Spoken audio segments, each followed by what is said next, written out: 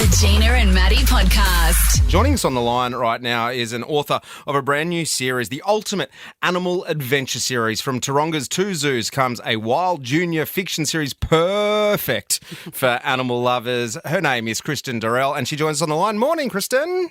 Good morning. Thank you so much for having me. Our pleasure. Good morning and welcome to the show. I love the idea of these books. When my son, who's 21, was little, there were books around. His favourite was Walter the Farting Dog, and kids love humour about bodily things. So what's caught my eye in this is Pooh at the Zoo. Now, Yeah, and that comes out today, right? it does. Pooh at the Zoo and Party Animals, the first two in the 4-book series. Oh, Yeah, congratulations. very Well, I've Thank noticed you. you're going to talk about which animal creates the smelliest poo. Can you give us the goss, which one it is? Oh, yeah, okay. So it's a bit of a spoiler alert, but it's it's the lion in the book anyway. Oh. Definitely the lion. Because Yeah. of the amount of meat they eat. We'll know what that's like once you go to a Brazilian barbecue place the next morning. Well, seriously. Well, maybe maybe there's a few listeners out there who might be out competition. Kristen, so you've teamed up with the zoos and you've got a real insight. So this isn't just you making it up. Like you've teamed up with the zoos, and it's not only is it fun for the kids to read about, Pooh at the zoo, they're actually learning stuff as well, aren't they?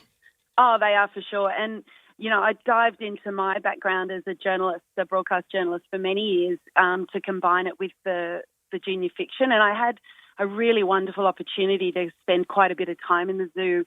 I spoke to a fabulous koala keeper called Susie, who gave me actually pretty much all of what I needed for the first book. I had no idea how important poo is for koalas particularly, but also all the other animals at the zoo. So immediately I was like, well, I know what the first book's got to be about. And I got way up close and personal with some koala poo, probably more than I had anticipated. And there is honestly so much fun telling the kids what I had to deal with. Okay, well, now I need to know what's so important about koala poo, because I'm not going to sleep tonight now if I don't know. Well, fair enough. So, koalas sleep a lot, right? Yep. So for the keepers to really get a sense of their health, how well they are, they look at their poo. So how many poos do you guys reckon a healthy koala does in 24 hours? Oh, gosh, so it sleeps for like 22 hours. So Yeah, so one? I'll go 6. All right, so 100 to 200 poos. Oh, my gosh. I know, right? And they're only awake for like 4 or 5 hours. So they mostly poo when they're awake, occasionally a little bit when they're asleep. But that's a lot of poo, right? That's all they're doing while they're awake. They just must be just constantly pooing. Eating and pooping. So, so the keepers every morning, they count the poo. Okay. Every morning. And not only do they count it, they grade it. So they've got to give it a score, like 1 to 5. So I apologise for anyone who likes soft serve ice cream, but that's a 5. And you don't want that. Okay. You really don't want that. And a 1 is like all dry and crumbly. You don't want that either. You want a 3, right? So a 3 is kind of moist. I hate that word. Oh, moist. that's a terrible word, but And a little bit squishy. And how do you think they know that it's squishy? Oh, They have to fingers? squish it? Yeah, yep. They got to pick it up and they've tested it. So it's squishy, but it doesn't leave marks and stuff. So there you go. It Oh, sounds I a little love it bit so like much. the perfect human poo as well. We're sort of aiming for Well, that's similar, right? There you go. There maybe you go. not as many. And then they also score what they eat. So they also give their eater grade because the koalas, and I learnt all of this. It's amazing. Koalas digest quite slowly. So if say their poo count is low, they'll actually look at what they ate a week before and say, well, was it a hot day? Did they not eat a lot?